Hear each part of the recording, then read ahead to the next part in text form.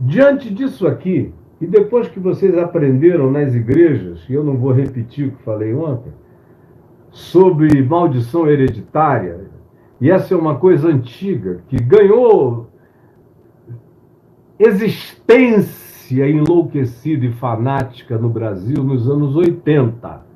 Eu não vou mencionar as pessoas que trouxeram essa loucura para cá, mas ela veio aí na esteira de teologia da prosperidade, confissão positiva, quebra de maldição hereditárias, todas essas coisas e as demais que a elas estão associadas e em prática plena no meio de quase todo o ambiente religioso chamado evangélico dos nossos dias, infelizmente.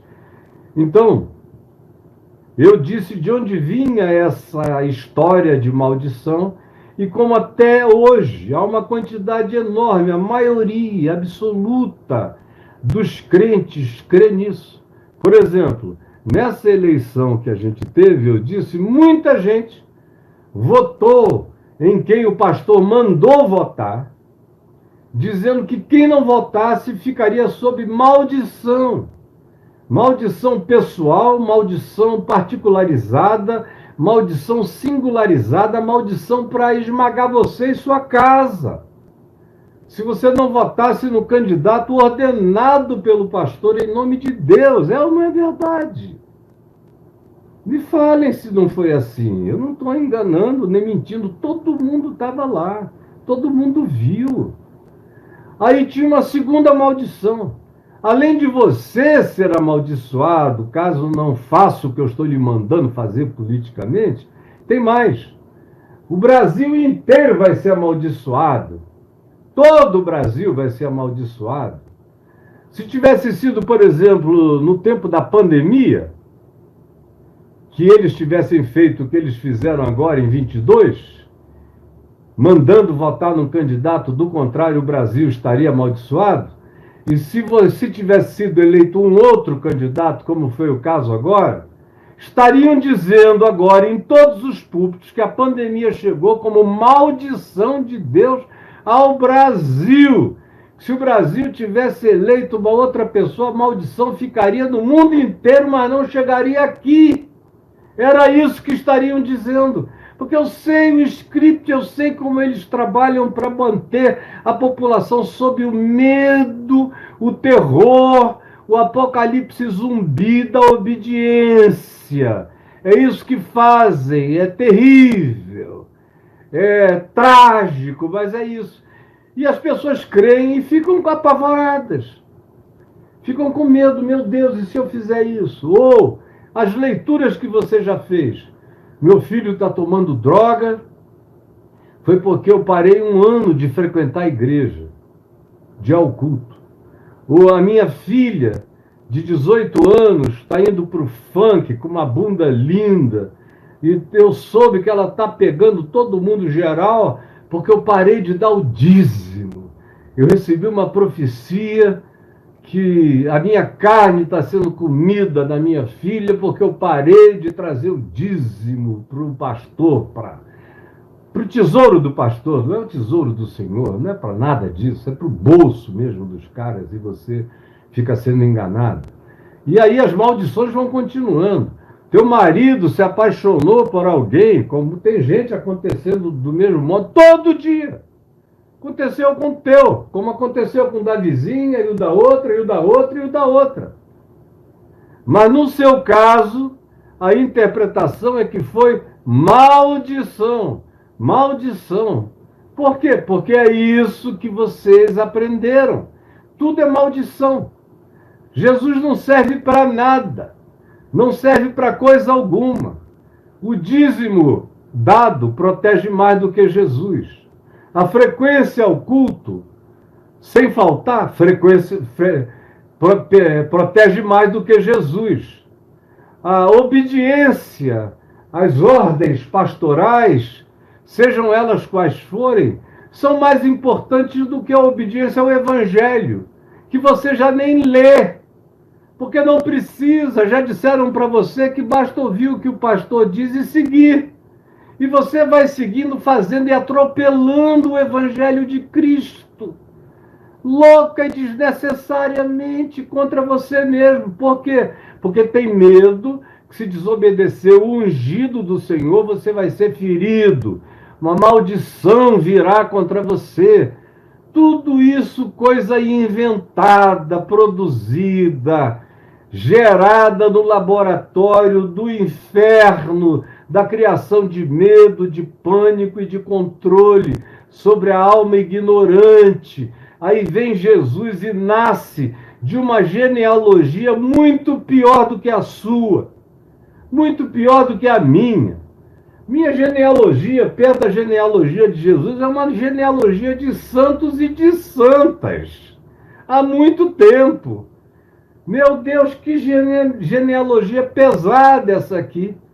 E é dessa história. E é apesar dessa história.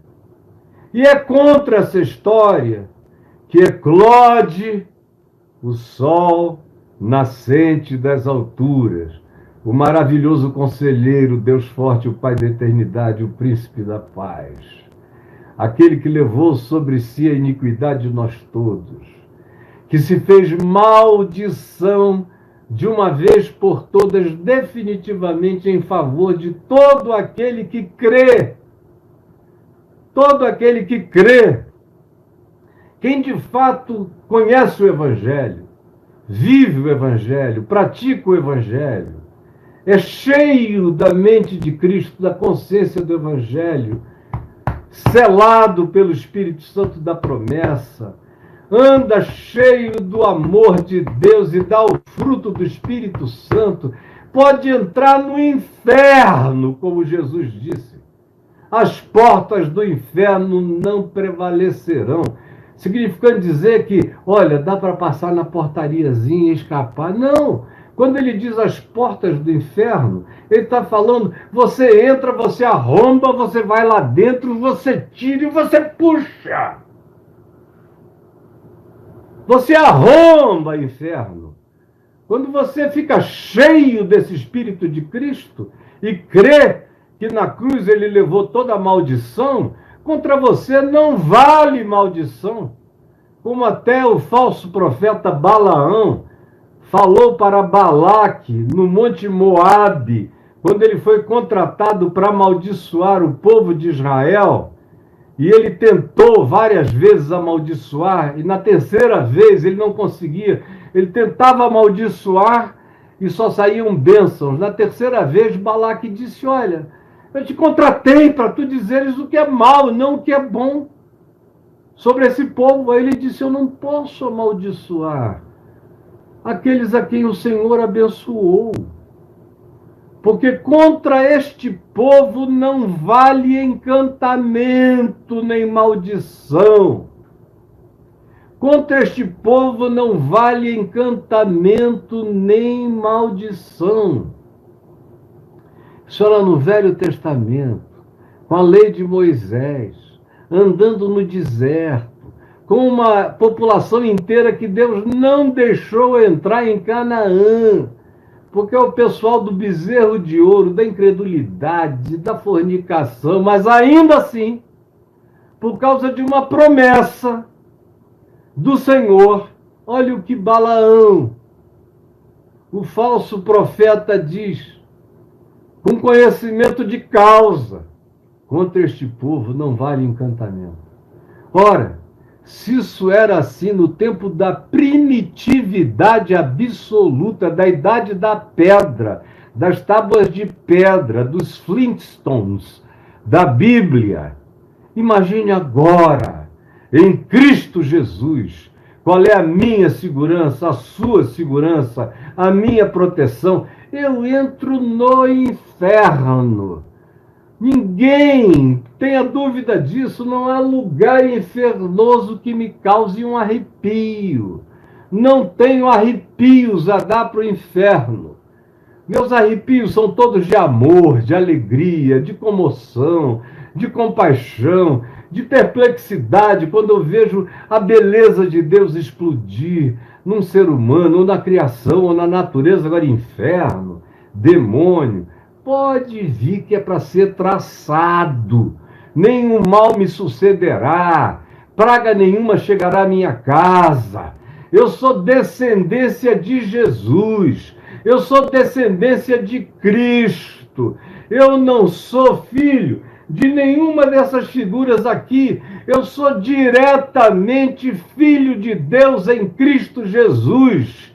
Eu nasci no útero do Espírito Santo, da água e do Espírito. Nasci de novo, fui feito uma nova criatura. E nenhuma maldição valia contra o Israel da idade da pedra, imagina contra mim, que sou filho da face revelada de Deus em Cristo Jesus. Sou filho do Evangelho, da obediência, da promessa, da certeza, da constância, da fidelidade, do Deus que venceu e rasgou as garras da morte em Jesus, ressuscitando de entre os mortos. E ele vem e diz: todo poder me foi dado no céu e na terra. Nos céus e na terra. Nos céus significava sobre todas as camadas dimensionais, sobre todos os heavens. Não é o céu sky, não é o céu espaço temporal, não é o céu da atmosfera, estratosfera ou do espaço sideral. Não, isso é cosmos, espaço temporal. Está falando dos céus, conforme a cosmologia judaica, com as camadas de celestialidades, de anjos, de principados, de potestades, de poderes, de tronos, de soberanias, de todas as coisas, de querubins, tudo. Todo poder me foi dado nos céus e na terra. E aí eu sou discípulo dele, vou ter medo de quê? De um pastor que fez uma profecia contra mim? Olha, eles se reúnem há anos falando mal de mim, me amaldiçoando há anos e anos e anos. Desde o tempo em que eles fingiam falar bem de mim o tempo todo, que diziam que eu era uma figura incomparável em séculos, que eu era isso, aquilo, aquilo outro, e que tinham mais inveja do que amor, carinho e consideração, até depois, quando eles tiveram a liberdade de tentar me achincalhar, e de amaldiçoar, e de desejar a minha morte. Olha só, faz 25 anos que explicitamente alguns deles fazem isso e me amaldiçoam todos os dias. Enquanto eu tenho ouvido testemunhos de pessoas que se dizem satanistas, jovens simpáticos, jovens carinhosos, jovens contraditoriamente doces, dizerem o seguinte: olha, esse aí é um homem de Deus. Contra ele, todas as mandingas que a gente conhece não têm nenhum poder. E eles estão falando apenas a verdade, que eu acolho com certeza. Porque é isso que eu sei, é isso que Jesus promete, que foi tudo levado na cruz. Toda maldição. Não sobrou nada para mim. Não restou coisa alguma. Ele rasgou tudo e encravou na cruz.